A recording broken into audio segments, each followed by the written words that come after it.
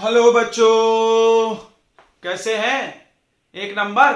चलिए, हम भी बहुत अच्छे हैं और सभी लोग को विश कर रहे हैं good morning, good evening and good afternoon. चाहे आप किस समय भी वीडियो देख रहे हैं, आपका गुड हो जाए। ओके, तो मेरे 8वीं वाले छोटे छोटे बच्चों, आज हम आपको साउंड पढ़ाने वाले हैं, जो कि साइंस का एक बहुत इंपॉर्टेंट चैप्टर है। ठीक है, और ये फिजिक्स में आता है। देखो, अक्सर बच्चे फिजिक्स में डरते हैं। ये चैप्टर आपको 9th में भी है और इसलिए आप थोड़ा सा अच्छे से पढ़ लेना, क्योंकि 9th में भी बेस आपका अच्छा रहेगा तो 9th में इजीली आपको समझ में आ जाएगा। 90% जो 9th का साउंड है आप 8th में पढ़ सकते हो, बस 10% वहां एक्स्ट्रा है। तो इसलिए आप चाहते हो कि 9th क्लास का 90% अभी तैयारी हो जाए एक चैप्टर का, तो चलो करते हैं तैयारी, स्टार्ट करते हैं साउंड। तो ये फिजिक्स का चैप्टर है, बहुत इंपॉर्टेंट चैप्टर है। साउंड आप लोग जानते होंगे, अभी भी हम जो चिल्ला रहे हैं, बोल रहे हैं, वो भी आप तक पहुंच रही है, वो भी साउंड है। तो चलो, व्हाट इज साउंड? सबसे पहला सवाल आता है, साउंड क्या है? तो साउंड का डेफिनेशन होता है the form of energy, the form of energy, the sound is form of energy, sound is the form of energy, यानी एनर्जी का एक रूप है। अभी एनर्जी क्या होता है भाई? तो एनर्जी होता है the capacity to do work, जिसमें काम करने की कुछ क्षमता हो, कोई काम कर सकता है, उसको पास एनर्जी है। जैसे जैसे हम कुछ काम कर सकते तो मेरे पास एनर्जी है। देखो, like other forms of energy, दूसरे लोग भी एनर्जी के फॉर्म, जैसे लाइट है, इलेक्ट्रिसिटी है, समझ रहा है? लाइट और इलेक्ट्रिसिटी और हीट, ये सब भी एनर्जी के फॉर्म होते हैं। देखो, लाइट से काम होता है, यस, कुछ काम होता है। इलेक्ट्रिसिटी से काम होता है ना, फैन चल रहा है, मिक्सर चल रहा है, ग्राइंडर चल रहा है, मोटर चल रहा है, बल्ब चल रहा है, तो काम हो रहा है, इलेक्ट्रिसिटी काम कर रहा है। हीट भी काम करता है, हीट इंजन चलती है, समझ में आ रहा? तो उस तरह साउंड भी काम करता है। कौन सा काम करता है साउंड? तो साउंड नेविगेशन, सोनार सुने होंगे आपने, सोनार में डिस्टेंस पता लगा सकते हैं हम लोग उसके मदद से। साउंड की मदद से हम अपने बॉडी के इंटरनल पार्ट्स को चेक कर सकते हैं, देख सकते हैं। तो साउंड भी बहुत सारे काम कर सकती है। ठीक है, तो साउंड भी एक एनर्जी है। What is energy? The capacity to do work is called energy, यानी साउंड के पास वर्क करने का कैपेसिटी होता है, इसलिए उसको एनर्जी बोलना है। तो साउंड एक एनर्जी का फॉर्म है, जिसकी वजह से हम लोग सुन सकते हैं चीजों को, राइट? अगली पॉइंट क्या है कि sound is a wave, sound एक वेव भी है। वेव समझता है, ऐसे ऐसे जो चलता है, तो साउंड भी एक वेव है, साउंड भी एक वेव है। अगला, sound need medium to move, like air, water और सॉलिड। मतलब साउंड को चलने के लिए कोई भी मीडियम की जरूरत है, जैसे कि हवा, पानी या कोई सॉलिड, नहीं तो साउंड नहीं चलेगा। याद रखो, साउंड वैक्यूम में नहीं चलता है। Sound do not travel in vacuum, लिख सकते हैं आप, साउंड वैक्यूम में नहीं चलता है। अगला है हाउ साउंड प्रोड्यूस, तो sound is produced by vibration, sound is produced by vibration. ठीक है, कोई भी ऑब्जेक्ट जब वाइब्रेट होगा, वाइब्रेशन को हम लोग ऑसिलेशन भी बोलते हैं। क्या बोलते हैं? ऑसिलेशन, यानी कोई भी ऑब्जेक्ट ऑसिलेट होगा, हिलेगा या वाइब्रेट होगा, तो उससे क्या प्रोड्यूस होगा? साउंड। जैसे आपने देखा होगा, ऐसे रबर पकड़ लो, ऐसे खींच के और ऐसे करो, ड्रिंग ड्रिंग ड्रिंग। गिटार देखो, वायलिन देखो, तबला देखो, तबला को मारो, उसका मेम्ब्रेन वाइब्रेट हो रहा है। आपने एक एग्जांपल देखा होगा, लैब में होता है या मेले में मिलता है, इसको बोलते हैं ट्यूनिंग फोक। क्या बोलते हैं? ट्यूनिंग फोक। इसमें इसको बोलते हैं प्रॉन्ग और इसको बोलते हैं हैंडल। तो आप प्रॉन्ग को ऐसे हिला दो तो ये वाइब्रेट करने लगता है, ऐसे घन, ऐसा आवाज आएगा। ठीक है, तो ट्यूनिंग फोक्स आपने देखा होगा, उसमें दो चीज होता है, क्या क्या? हैंडल और प्रॉन्ग।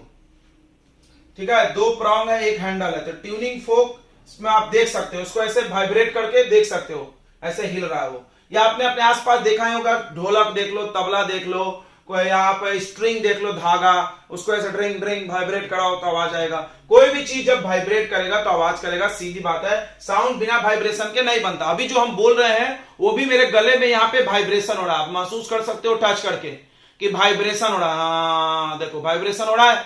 तो ये वाइब्रेशन से ही साउंड बन रहा है। यहाँ पे हम लोग के दो मेम्ब्रेन है जिसको वोकल कॉर्ड बोलते हैं यहाँ पे, और वो पेट से हवा आता है तो वाइब्रेट कर रहा है, डिंग डिंग डिंग डिंग डिंग, तो उससे साउंड बन रहा है। तो साउंड वाइब्रेशन से ही बनता है। ये बात क्लियर हो गया सबको।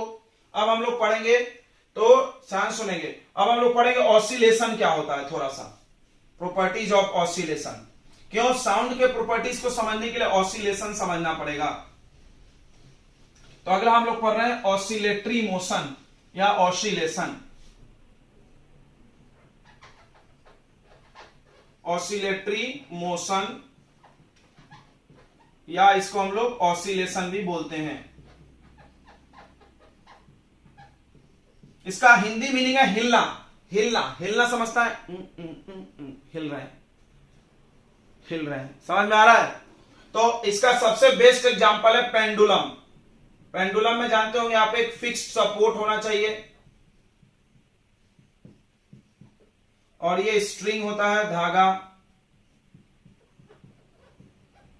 और यहां पे एक छोटा सा मास लटक रहा है, इसको क्या बोलते हैं, बॉब।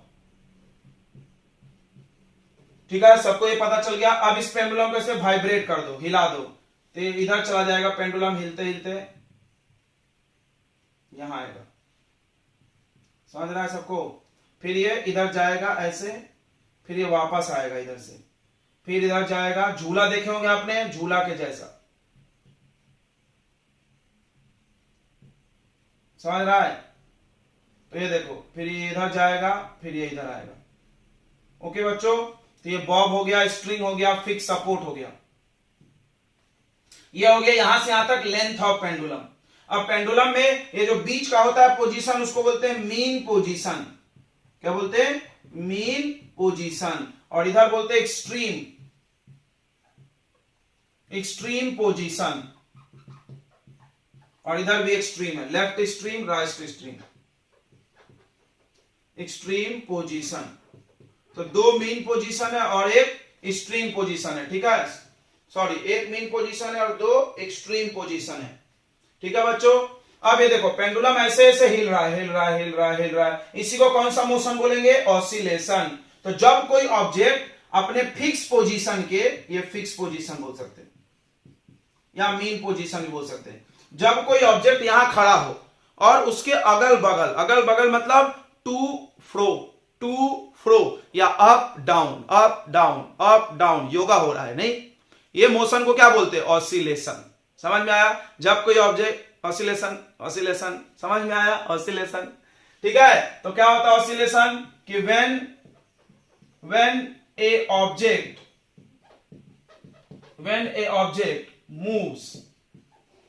मूव्स किधर, टू एंड फ्रो और up and down about their fixed position, about their fixed position, या इसको मीन पोजीशन भी बोल सकते हैं, is called oscillation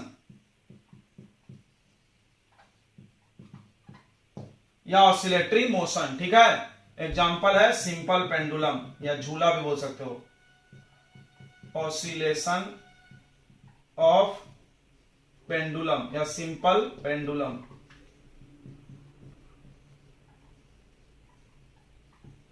ठीक है बच्चों, सिंपल पेंडुलम का ऑसिलेशन वो क्या होता है, इसका एग्जांपल होता है, ठीक है बच्चों। आगे बढ़ा जाए, ओके, ठीक है। और भी आप लिख सकते हो, झूला लिख लो, इसमें स्विंग होता है ना, अप डाउन, ऐसे अप डाउन। सी सॉ, तो समझ में आ रहा है ऑसिलेशन मोशन। यस, देखो, तो आपके जिंदगी में बहुत सारा ऑसिलेशन। अच्छा आप बताओ, ऑसिलेशन मोशन में क्या ऑब्जेक्ट कहीं डिस्प्लेस हो रही है, क्या ऑब्जेक्ट कहीं जा रही है, नहीं, ऑब्जेक्ट यहीं पे है, फिक्स पोजीशन। बस वो to fro up down, to fro up down, दो वर्ड याद कर लो, हो गया डेफिनेशन याद। अब इस ऑसिलेटरी मोशन में कुछ कैरेक्टरिस्टिक्स होते हैं, उसको हम लोग समझेंगे, तभी जाके साउंड का समझ सकते हैं। Characteristics of oscillatory motion. Oscillatory motion के क्या कैरेक्टर होते हैं भाई, इसमें क्या क्या खास बात है? तो सबसे पहला बात करते हैं हम लोग एम्पलीट्यूड, इसका कैरेक्टर है एम्पलीट्यूड। एम्पलीट्यूड मतलब ये दूरी, ये जो दूरी गए ना, ये पेंडुलम जो हिल के यहां से यहां तक दूरी गया है वही एम्पलीट्यूड है। दूसरा होता है टाइम पीरियड। टाइम पीरियड मतलब समय अंतराल, एक बार वाइब्रेट करने में जितना टाइम लगे, इसका नाम दे दो ए बी और सी पोजीशन। तीसरा फ्रीक्वेंसी। फ्रीक्वेंसी मतलब number of oscillation in 1 second, 1 second में जितने बार ऑसिलेट किया। चलो तो आप इतना नोट कर लो, फिर हम लोग आगे इसके भी डेफिनेशन लिखेंगे। आपने नोट कर लिया? चलो अच्छी बात है, नोट कर लिए तो, नहीं तो वीडियो पॉज करके आप नोट करें। तो अभी हम लोग मिटा रहे हैं और एक एक कैरेक्टरिस्टिक्स को समझेंगे, ठीक है बच्चों।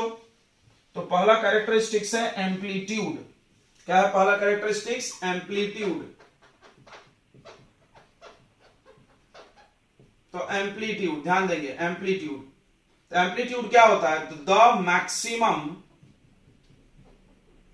द मैक्सिमम डिस्टेंस या डिस्प्लेसमेंट भी बोल सकते हो ऑफ बॉब, ये बॉब है, on either side of their fix position या mean position, of their mean position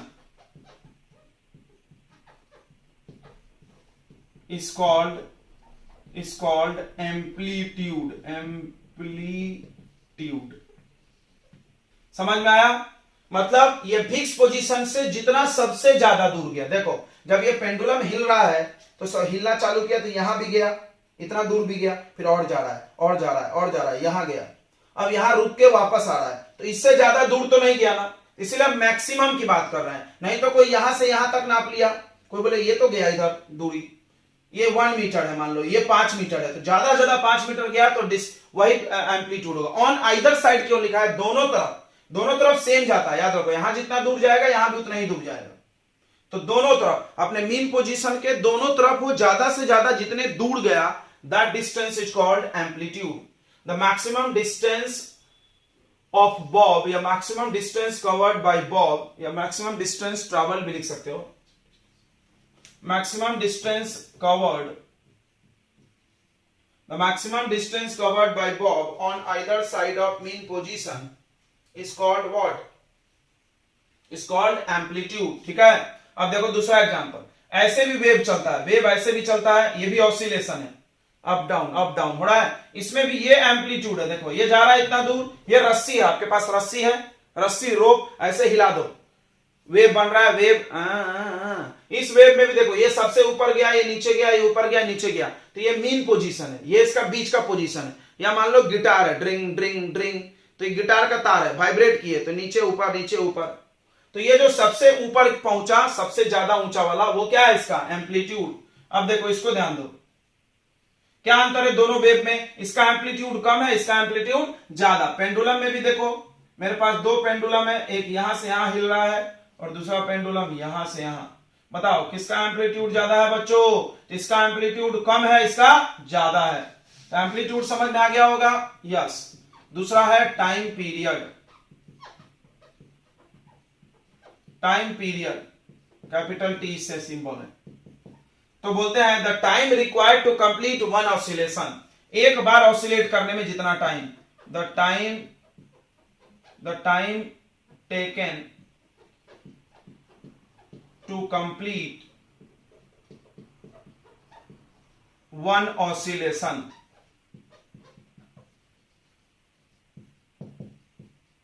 by object भी लिख सकते हो, बॉब भी लिख सकते हो, बॉब के जगह ऑब्जेक्ट भी लिख सकते हो, is called टाइम पीरियड। यानी बॉब को एक बार ऑसिलेट करने में जितना टाइम लगा उसको क्या बोलते हैं? Time period. वन ऑसिलेशन का मतलब क्या होता है? वन ऑसिलेशन का मतलब जहां से गए थे वापस वहीं आए। देखो जैसे मान लो ए से काउंट करें तो ए से सी गए, सी से ए आए, तो A to C and C to A. समझ गया? ए टू सी, सी टू ए, सी से चले तो C to A to C, B से चले तो बी टू सी, फिर सी टू बी नहीं, फिर इधर भी और इधर भी, ऐसे 4 बार करना पड़ेगा, 1 2 3 4। समझ गया? ओके, तो ये वन ऑसिलेशन हो गया। आप ध्यान से देखेंगे, मान लो इसको वन ऑसिलेशन में 1 सेकंड लग रहा है तो टाइम पीरियड 1 सेकंड। मान लो इसको ऑसिलेशन में 2 सेकंड लग रहा है तो उस पेंडुलम को बोलते हैं सेकंड पेंडुलम। 2 सेकंड लगे तो सेकंड, क्यों? क्योंकि इधर जाने का 1 सेकंड और इधर जाने का 1 सेकंड, तो सेकंड पेंडुलम। ठीक है। तीसरा आता है फ्रीक्वेंसी। फ्रीक्वेंसी क्या होता है? फ्रीक्वेंसी मतलब होता है number, the number of oscillation, the number of oscillation in 1 second, in 1 second time is called, या इसको कोई पर सेकंड में लिख सकता है। इसको क्या लिख सकते हैं आप? पर सेकंड। 1 सेकंड को पर सेकंड बोलते हैं। It's called frequency. ध्यान से सुनेंगे, 1 सेकंड में जितने बार ऑसिलेट किया, यह पेंडुलम है, ऐसे धीरे धीरे हिल रहा है, 1 सेकंड में 5 बार हिला तो फ्रीक्वेंसी 5। हाँ, फ्रीक्वेंसी का यूनिट पढ़े, देखें, इट इज मेजर्ड, इसको नापा जाता है इन हर्ट्ज, HZ कैपिटल में, और जब फुल फॉर्म लिखेंगे तो स्मॉल लिखेंगे, हर्ट्ज। आपने सुना होगा 5 हर्ट्ज, 10 हर्ट्ज, या साउंड सुने हैं। एग्जाम्पल देखो, फ्रीक्वेंसी ऑफ, एग्जाम्पल देखेंगे, frequency of Audible sound, Audible जो सुनाई देता है, वो साउंड का फ्रीक्वेंसी कितना होता है? 20 हर्ट्ज टू 20,000 हर्ट्ज। तो हर्ट्ज में लिखे हैं तो क्या है ये? फ्रीक्वेंसी। कोई भी चीज अगर हर्ट्ज में लिखा जाए तो क्या होता है? फ्रीक्वेंसी होता है बच्चों। ठीक है, ये फ्रीक्वेंसी है।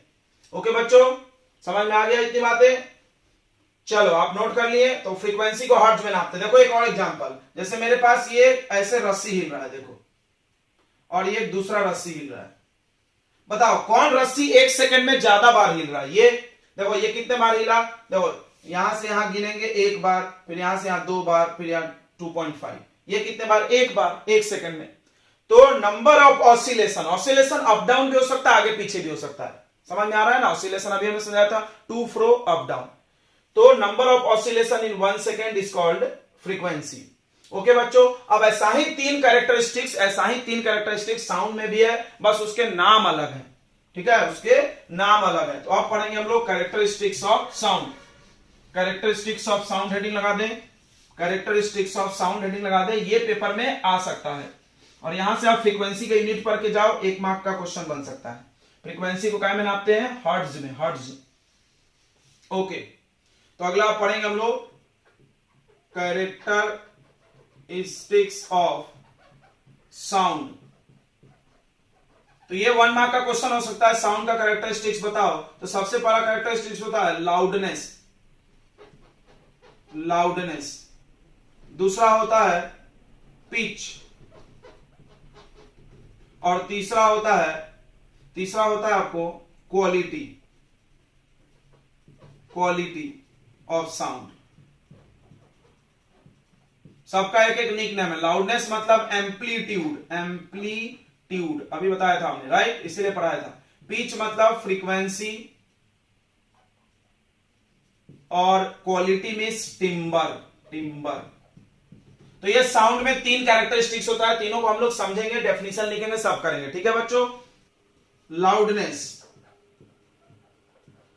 लाउडनेस देखते हैं, इसको एम्पलीट्यूड बोलते हैं।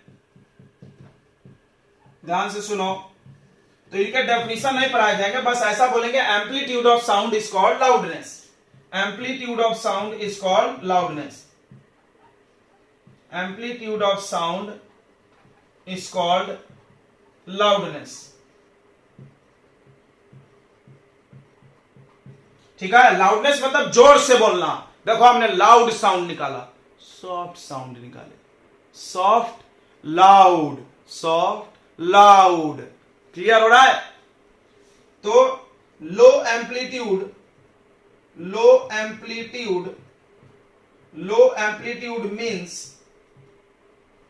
Soft sound, soft sound, soft आवाज, जैसे लड़कियां बोलती हैं धीरे धीरे डर डर के।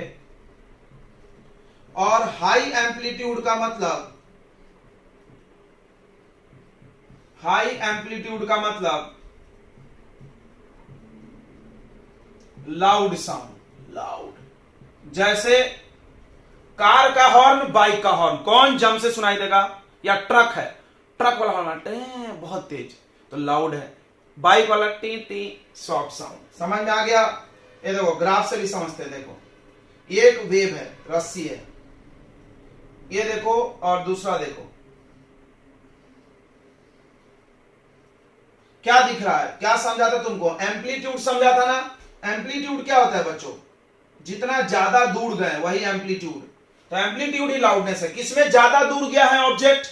इसमें मीन पोजीशन से। कहां से देखना है? मीन पोजीशन से। इसमें मीन पोजीशन से इतना दूर गया और इसमें मीन पोजीशन से इतना दूर, सबसे ज्यादा वाला देखना है। तो कौन लाउड है? ये लाउड है, लाउड साउंड। और ये क्या है? Soft sound. ठीक है बच्चों, ओके। अब अगला पिच पढ़ते हैं। तो ऐसे पढ़ना है, ये पढ़ने से यही फायदा हुआ कि ये डेफिनेशन पढ़ लिया तो इसका नहीं पढ़ना पड़ेगा, डायरेक्ट हमें लिख दिया amplitude of sound is called loudness. और एक इंपॉर्टेंट बात है कि लाउडनेस को डेसिबल में नापते हैं। इट इज मेजर्ड इन, तो ये 1 मार्क में आ सकता है। It is measured in decibel, decibel. ठीक है, DB, capital small D capital B. देखो बहुत यूनिक इसका यूनिट है, आपने देखा नहीं होगा, ध्यान से देख लो। स्मॉल डेसिबल, ठीक है, डेसिबल, BEL। ओके, तो अगला पिच पे आते हैं। इतना समझ में आ गया, लाउडनेस में इतना ही पढ़ना आपको। अब आते हैं पिच पे। तो पिच का डेफिनेशन वही लिखेंगे, the frequency of sound is called pitch. Frequency मतलब number of oscillation in 1 second. The pitch का मतलब द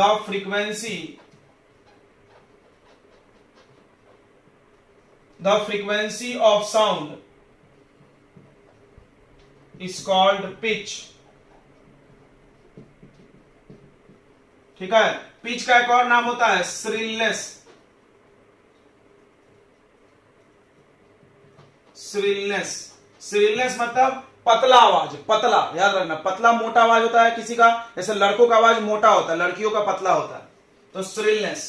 ठीक है, जैसे आप तबला देखे होगे, तबले में एक छोटा वाला तबला, एक बड़ा वाला, तो बड़े वाले को बजाओ ढक ढक, पतले वाला टन टन ढक ढक, टन टन ढक ढक, टन टन। कौन पतला है? टन टन वाला, छोटा वाला। समझ में आ गया? ढोलक आपने देखा होगा, इसमें बड़ा एक छोटा, तो बड़े वाले को बजाओ ढक ढक, पतले वाला टक टक टक, ये मोटा आवाज है। हाँ, उसी तरह आप गिटार का तार ले लो, उसको ढीला कर दो, उसको ड्रप ड्रप ड्रप, टाइट हो, टिंग टिंग टिंग, तो दिख रहा है, तो पतला आवाज। समझ में आ गया? तो पिच मतलब फ्रीक्वेंसी।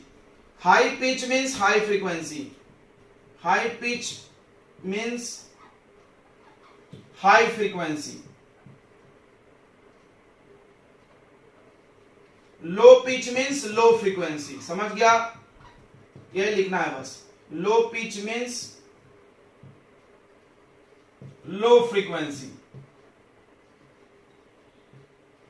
जैसे एग्जांपल, इसको समझो, इसको समझो।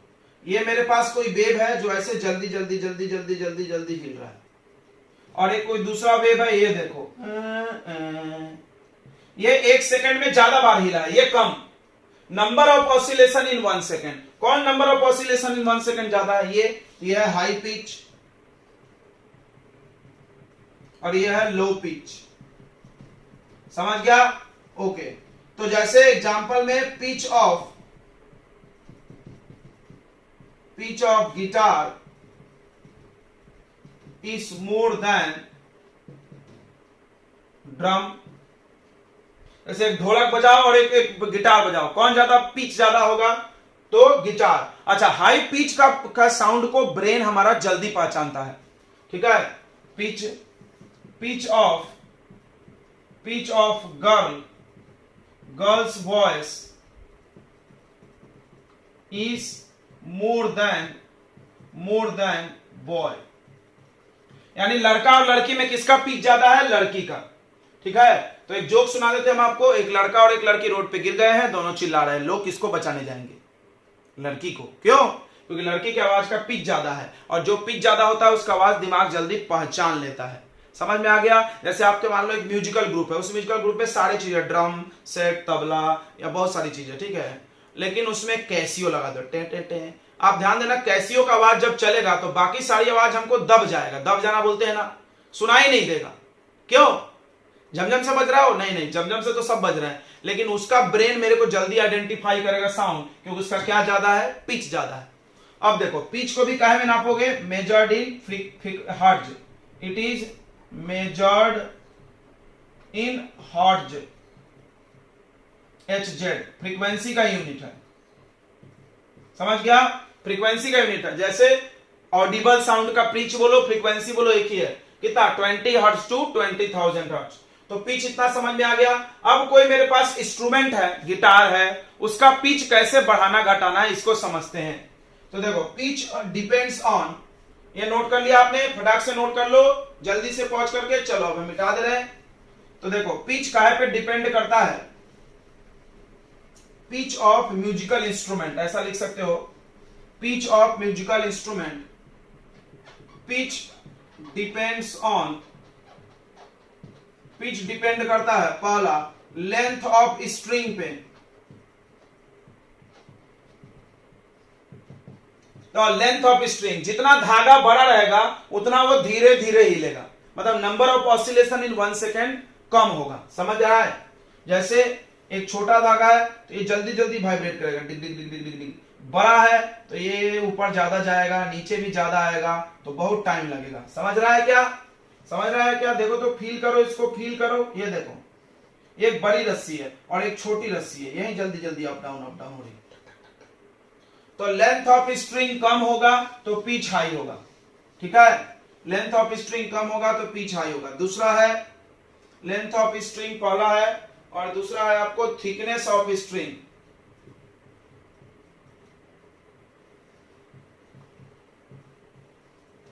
और तीसरा है आपको कितना वो टाइट है, समझ रहा है? The degree of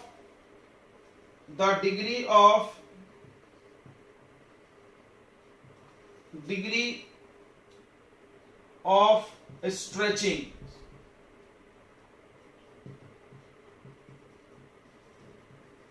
the degree of stretching. Stretch मतलब क्या होता है? खींचना, खींचना। स्ट्रेच मतलब खींचना या खिंचाव। डिग्री मतलब मात्रा, क्वांटिटी, अमाउंट।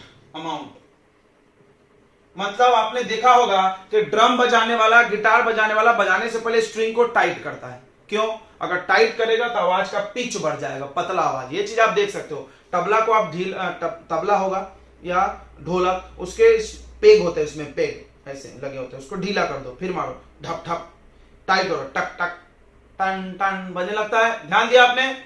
दिया होगा। या गिटार है, उसके भी उस वायर्स को आप लूज कर दो, फिर वो पिच उसका कम हो जाएगा, मोटा आवाज निकलेगा। समझ में आ गया?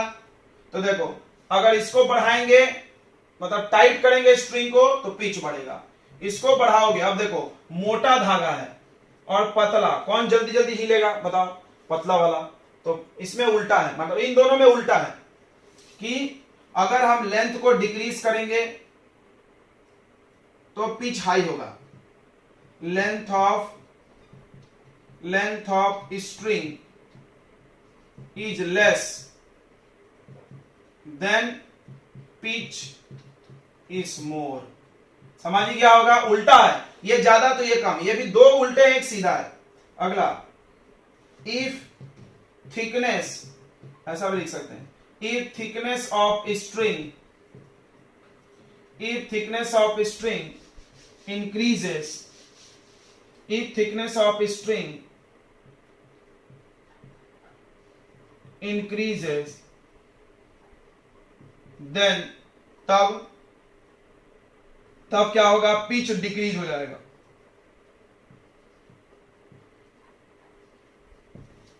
ठीक है? अगला, ऑन स्ट्रेचिंग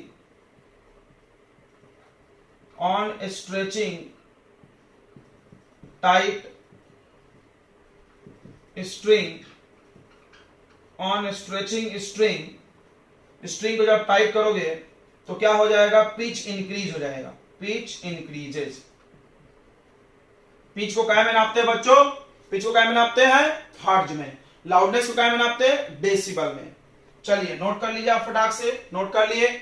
दो याद कैसे रखना है, देखो ये दो पे घट जाए उल्टा है और ये सीधा है, बस। अब आते हैं क्वालिटी ऑफ साउंड। तो क्वालिटी से आपको याद आ रहा होगा, जैसे मान लो आप गाना गाओ और एक कोई सिंगर गाना गाए, तो किसका साउंड क्वालिटी अच्छा है? ऑब्वियसली सिंगर का। या आपने देखा होगा बहुत बार आप हेडफोन खरीदते हो, ईयरफोन, मोबाइल में लगाने वाला, किसी में अच्छा आवाज बजता है, किसी में खराब, तो हम बोलते हैं क्वालिटी अच्छा नहीं, क्वालिटी खराब है। तो साउंड का क्वालिटी भी होता है, quality of sound, quality of sound जिसको हम लोग टिम्बर भी बोलते हैं। जैसे म्यूजिक अच्छा क्वालिटी है, music good quality, noise bad quality. समझ गया क्वालिटी का मतलब? तो क्वालिटी से क्या फायदा हम तुमको बताते हैं। क्वालिटी तुमको दो साउंड में अंतर पता करने में मदद करती है, ठीक है। जैसे मान लो हम गाना गाए और एक सिंगर गाए, दोनों एक जैसा लाउडनेस में गाए, लाउडनेस समझ रहा होगा, दोनों का साउंड का एक बराबर आवाज निकलना चाहिए, और सेम पिच में भी गाए, सेम पिच में भी, तो क्या होगा? तो अभी तुम पहचान सकते हो कि दो अलग अलग लोग गाना गा रहे हैं। कैसे पहचाने? लाउडनेस तो सेम था, पिच भी सेम था, तो कोई तीसरा चीज होगा जिससे तुम पहचाने, तो उसको क्या बोलेंगे? क्वालिटी। तो ध्यान से देखो क्या डेफिनेशन है, the characteristics of sound which help us to distinguish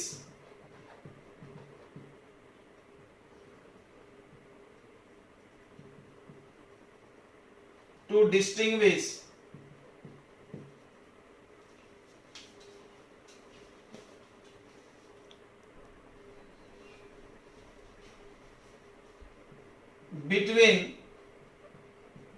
two sounds of same loudness and same pitch। तो देखने में बड़ा है बट है आसान, एक बार समझ लोगे तो। इज कॉल्ड क्वालिटी या timber, is called timber of sound या क्वालिटी, ठीक है। तो ध्यान से समझेंगे। जैसे आपको दो व्यक्ति का आवाज सुनाया जाए, सिर्फ आवाज सुनाया जाए, उसका चेहरा नहीं देखो, तो क्या आप आवाज सुन के बता सकते हो कि दो आवाज अलग अलग लोगों का है? बिल्कुल। तो कैसे बता सकते हो? क्या पहचानते हैं हम लोग साउंड का? तो कोई बोलता पिच पहचानते, आपने बोला था नहीं, हमने सेम पिच बोल दिया। मतलब दो आवाज सेम पिच का, दो लड़कियां बोले, दोनों लड़की है तो पिच सेम होगा, या दो लड़के तो पिच सेम होगा। लड़का लड़की बोले तो हम पिच पहचानेंगे, लड़की का पिच ज्यादा है तो जल्दी पहचान लेंगे, ठीक है। लेकिन मान लो दो गर्ल है, दोनों का आवाज आ रहा है एक जैसा, एक लाउडनेस भी बोलना चाहिए, यानी कि लड़की जम से चिल्लाना चाहिए, फिर उसका आवाज ज्यादा सुनेगा। दोनों का लाउडनेस सेम रखो, पिच सेम रखो, फिर भी तुमको पहचान में आ जाएगा दो अलग अलग लोगों का साउंड है। तो कैसे पता चला? साउंड का कुछ तीसरा कैरेक्टर होगा, कोई तीसरा कैरेक्टर होगा जो पहचानने में मदद कर रहा है। तो वही डेफिनेशन लिखे हैं। आपने हमसे जब पढ़ रहे हो तो ये बात समझोगे कि डेफिनेशन का पहला वर्ड उसको बना सकते हैं जिसका वो टाइप है। तो ये किसके टाइप है? कैरेक्टरिस्टिक्स के। किसके टाइप है बच्चों? कैरेक्टरिस्टिक्स के। तो हमने क्या लिखा? The characteristics of sound. समझ में आया? पहला word the characteristics of sound which help अस, जो हम लोग की मदद करता है टू डिस्टिंग्विश। डिस्टिंग्विश मतलब होता है अंतर पता करना, अंतर पता करना, या डिफरेंशिएट बोल सकते हो, डिफरेंस पता करना, डिफरेंस पता करना, समझा होगा। Which help us to differentiate, या विच हेल्प अस टू अंतर पता करने में मदद करता है बिटवीन टू साउंड्स, दो साउंड में, of same loudness and same pitch, दोनों का लाउडनेस और पिच सेम होना चाहिए, ठीक है। तो देखो इसका डेफिनेशन लिखते समय पिछले दो वर्ड को सेम कर लेना है, पिच और लाउडनेस, बस, बाकी तो आसान है, समझ गया होगा। अब आगे हम लोग पढ़ेंगे ह्यूमन साउंड कैसे प्रोड्यूस करता है। आप ये नोट कर लो।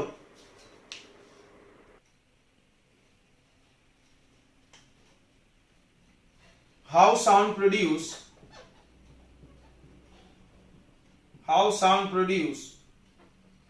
इन ह्यूमन।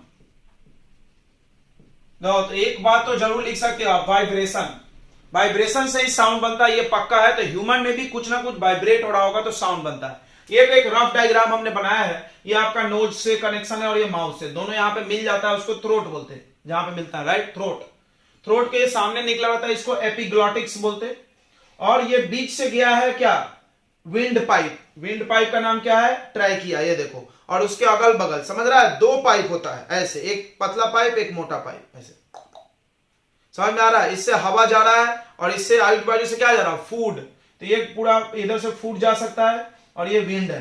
तो विंड पाइप में ही यानी ट्रैकिया में, ठीक है, और ये खाना वाला पाइप है, उसका नाम क्या है, इसियोफेगस, फूड पाइप। तो विंड पाइप में ही ऊपर में एक आपके पास लैरिंग्स होता है, लैरिंग्स नाम का ऑर्गन जिसका नाम है वॉइस बॉक्स। तो याद रखो, सबसे पहले सुनेंगे, sound is produced in human by a organ larynx, ठीक है। लैरिंग्स कहां प्रेजेंट रहता है, या इसका नाम वॉइस बॉक्स भी है,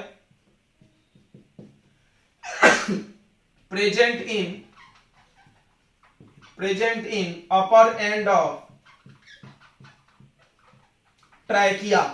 ट्रैकिया यानी ट्रैक मतलब जानते होगे तुम, ट्रैक मतलब रास्ता, तो ट्रैकिया मतलब सांस वाला रास्ता, विंड पाइप के ऊपरी हिस्से पर, ठीक है। उसके बाद सुनेंगे लैरिंग्स, जो नाम हम अंडरलाइन करें उसको याद करो। Larynx has two vocal cords, two vocal cord, दो वोकल कॉर्ड होता है। ध्यान से थोड़ा सा हम समझाने की कोशिश करते हैं। तो ऐसा दो पतला पतला मेम्ब्रेन जैसा होता है और बीच में एक स्लिट होता है, ऐसे समझ में आ रहा है। अब देखो नीचे से जब हवा आएगा, नीचे से जब हवा आएगा तो हवा यहां से निकलेगा तो ये वाइब्रेट करेगा, ड्र ड्र हिलेगा, हिलने से साउंड बनता है। यहां पे देखो दोनों साइड में, ये बीच में स्लिट है और दोनों साइड में वोकल कॉर्ड है, ठीक है। Larynx has two vocal cords which vibrate with air and produce sound। Clear हो गया, वाइब्रेशन तो जरूर होगा। तो हमारे बॉडी में कौन वाइब्रेट होगा, वोकल कॉर्ड। वोकल कॉर्ड कहां है, लैरिंग्स के अंदर, लैरिंग्स के अंदर दो वोकल कॉर्ड्स है। क्लियर हो गया बच्चों, तो चलो ये आप नोट कर लो, फिर आगे बढ़ते हैं हम लोग। तो अगला पढ़ना हम लोगों के साउंड आखिर कैसे चल के जाता है। जैसे हमने यहां बोले और आपके कानों तक साउंड कैसे पहुंचा, तो हवा से, तो हवा से कैसे गया या पानी से कैसे गया, इसको समझेंगे। देखो इसको समझने के लिए हमारे पास एक ट्यूनिंग फोक है, ज्यादातर चीजों को ट्यूनिंग फोक से समझाया जाता है। अब ट्यूनिंग फोक को हमने हिट कर दिया तो इसका प्रोंग हिलेगा। तो प्रोंग क्या होगा, पहले ऐसे पास में आएगा फिर दूर जाएगा। पास, आप कभी होम थिएटर बजते हुए सुने होंगे स्पीकर, उसके पास चले जाओ, आपको फील होता है ऐसा कि थोड़े थोड़े देर पे ऐसे प्रेशर आ रहा है एयर का, यस फील होता है। तो क्या होता है, जो भी ऑब्जेक्ट साउंड बना रहा है वो वाइब्रेट करता है। जब वो वाइब्रेट करेगा, ध्यान से देखो, अगर हाथ हिल रहा है तो हिल रहा है तो यहां के एयर को इधर पुश कर रहा है कि नहीं, पुश कर रहा है ना, यस। तो यहां के एयर यहां चले गए, यहां पहले से एयर था तो एयर पास पास में हो गया, समझ में आ रहा है। फिर ये हाथ वापस आ गया तो ये खाली हो गया यहां पे। तो देखो जब ये वाइब्रेट करता है, जब ये वाइब्रेट करता है तो ऐसा होता है, ये जब इधर हिल के जाएगा, देखो वाइब्रेट करके मान लो यहां पहुंचा ऐसे, तो यहां के हवा को धक्का मार के यहां पहुंचा दिया, तो यहां पर एयर के जो पार्टिकल है वो पास पास में आ गए, तो इसको बोलेंगे कॉम्प्रेशन। कॉम्प्रेशन क्रिएट हो गया।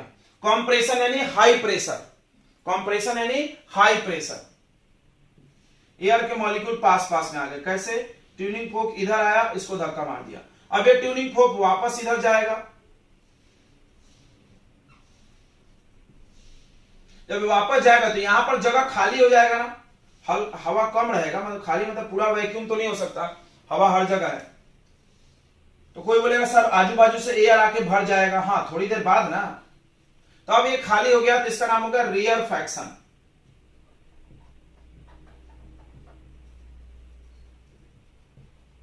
रेयर फ्रैक्शन, और ये क्या था, कॉम्प्रेशन। समझ में आया क्या, तो साउंड कॉम्प्रेशन और रेयर फ्रैक्शन के रूप में चलता है। फिर से समझते हैं, ये देखो ये वाइब्रेट हो रहा है तो साउंड बनेगा, अभी नहीं बन रहा है तो जम से करना पड़ेगा। तो ये वाइब्रेट हुआ, जब ये इधर गया, वाइब्रेशन का मतलब टू फ्रो, टू फ्रो, तो जब ये टू गया तो यहां का जो एयर है, ध्यान से फील करना, यहां हवा है, उसको ऐसा पुश कर दिया, पूरा एयर यहां आ गया, यहां पर हाई प्रेशर हो गया। आप मुंह से भी आवाज निकलता है, आप देखो ध्यान से, एयर निकलता है, हाथ लगा के देख सकते हैं, तो एयर निकलता है। तो वो एयर जब निकलता होगा तो वो एयर बाजू वाले एयर को ऐसे दबा देता होगा, तो हाई प्रेशर। फिर वो वापस अपने, क्योंकि इसमें साउंड में क्या होता है कि पार्टिकल जो होते हैं वो ऑसिलेट करते हैं, मतलब जाते नहीं है, मतलब अगर गए हैं तो वापस भी आएंगे। जब सब लोग इधर चला गया तो यहां पर ज्यादा लोग एक साथ हो गए एयर के पार्टिकल, तो हाई प्रेशर। फिर वापस आएंगे तो लो प्रेशर, खाली हो जाएगा।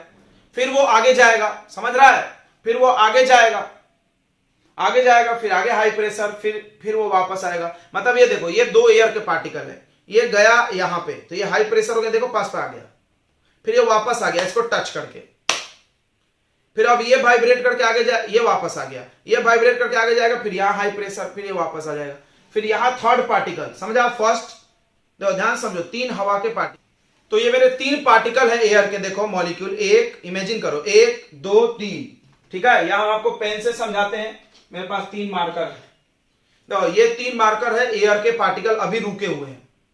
अब क्या हुआ, साउंड प्रोड्यूस हुआ, यहां पर कोई ऑब्जेक्ट है जो साउंड प्रोड्यूस करेगा, प्रॉन्ग वाइब्रेट करता है, डिंग डिंग डिंग डिंग डिंग डिंग।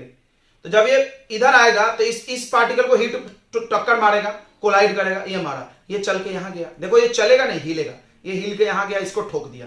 जब ये यहां आया तो देखो पास पास में आ गए मॉलिक्यूल, कंप्रेशन, फिर ये वापस दूर आया तो रेयरफैक्शन, फिर ये इसको जब मारा, देखो सोचना एक ही साथ, तो जैसे ये टक्कर मारा तो ये आगे बढ़ गया, ये यहां आ गया और ये यहां, तो रेयरफैक्शन हो गया।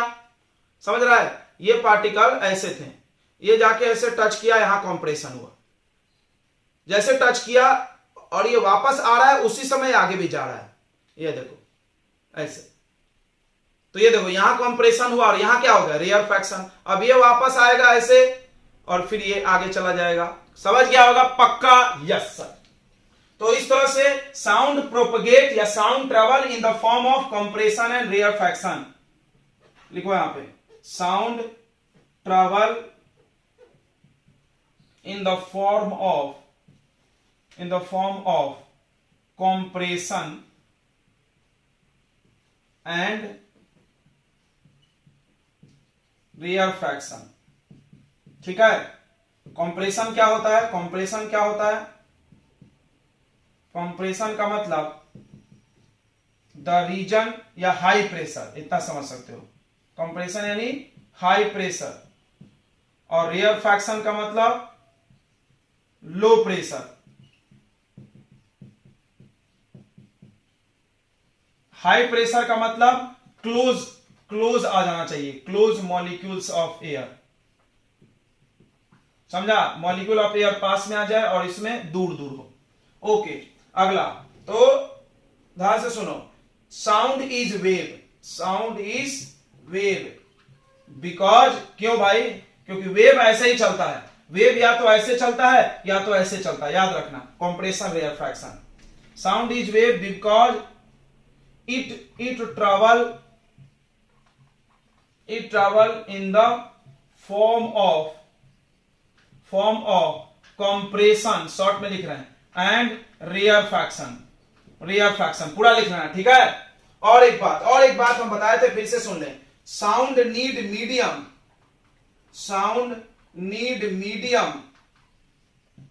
Medium to travel. समझा? साउंड को मीडियम चाहिए। ठीक है। देखो अगला, sound can move, sound can not move without medium. बिना मीडियम को वैक्यूम बोलते हैं। क्या बोलते हैं बिना मीडियम को? वैक्यूम। साउंड बिना मीडियम का नहीं चल सकता है। वैक्यूम में आपको आवाज सुनाई नहीं देगा। साउंड सॉलिड, लिक्विड, गैस तीनों में चलता है। ठीक है। चलो इसको अगले टॉपिक में हम लोग चर्चा करेंगे, स्पीड ऑफ साउंड में। ठीक है, इतनी बात समझ में आ गई। इसको प्रूफ भी किया जा सकता है। आपके बुक में एक्टिविटी दिया है, देखो एक बड़ा सा टेबल ले लो, बड़ा सा टेबल, जैसे मेरे इसमें क्या बोलते हैं, लेबोरेटरी में आपके स्कूल के होगा, लाइब्रेरी में होगा, मेरे यहां भी लाइब्रेरी में। यहां पर एक बच्चे को बोलो धीरे धीरे एकदम टच करना, और यहां पर आप कान लगा के सुनो, तो क्या होगा? आपको टक टक टक टक आवाज सुनाई देगा ना। क्यों? क्योंकि सॉलिड के थ्रू साउंड जा रहा है। पानी में आप एक बकेट ले लो, उसमें एक पॉलिथीन में आप वॉच डाल दो, पॉलिथीन में डाल दो, नहीं तो गीला हो जाएगा वॉच। वॉच डाल दो पॉलिथीन में और आप यहां पे कान लगा के सुनो, टिक टिक आवाज सुनाई देगा, चल रहा है साउंड लिक्विड से। अब गैस के थ्रू तो आपको दिख ही रहा है। अब गैस के थ्रू एक बेल जार एक्सपेरिमेंट है। क्या है?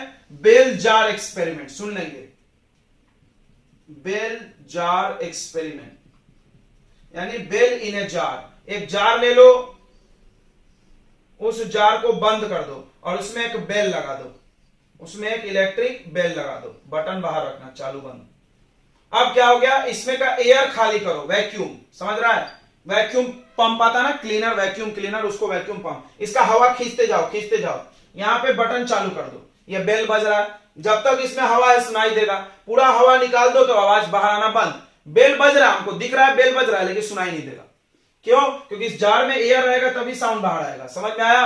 तो इससे प्रूफ होता है कि साउंड विदाउट मीडियम नहीं चल सकता। बेल जार एक्सपेरिमेंट क्लियर हो गया? बेल जार एक्सपेरिमेंट, एक जार ले लो कांच का, उसमें बेल लगा दो और उसको बजा दो, बाहर से बटन ऑन कर दो, स्विच ऑन करो, यहां पे स्विच है, जैसे ऑन करोगे बेल बजेगा, सुनाई देगा। अब यहां से एयर को हटाते जाओ, धीरे धीरे एयर को बाहर निकालो, वैक्यूम कर दो, अंदर खाली कर दो, तो आपको साउंड सुनाना बंद हो जाएगा। फिर से एयर डाल दो तो आवाज आने लगेगा। इसका मतलब बेल बज रहा है फिर भी सुनाई नहीं दे रहा है। इसका मतलब साउंड को चलने के लिए मीडियम चाहिए, बिना मीडियम का साउंड नहीं चल सकता है। तो अगला टॉपिक है स्पीड ऑफ साउंड, बट बच्चों हम लोग नेक्स्ट लेक्चर में उसको पढ़ेंगे, बहुत इंपॉर्टेंट है। आज के लेक्चर से ज्यादा इंपॉर्टेंट अगला लेक्चर है, क्योंकि अभी जो था इंट्रोडक्शन बोल सकते हैं आप। अगला टॉपिक में आएगा speed of sound, types of sound, usages of sound, musical instrument, तो वेरी इंपॉर्टेंट। तो आप सेकेंड लेक्चर मिस नहीं करेंगे, इंतजार करें, 1 दिन या 2 दिन के बाद आपका आने वाला है सेकेंड लेक्चर साउंड का। ओके, मैथ्स में आपको स्क्वायर एंड स्क्वायर रूट पढ़ाया जा रहा है। ओके बच्चों, चलिए पढ़ाई करते रहिए धीरे धीरे आप लोग, और एंजॉय भी करिए, पढ़ाई भी करिए, छोटे छोटे बच्चे। Okay, good bye and good luck.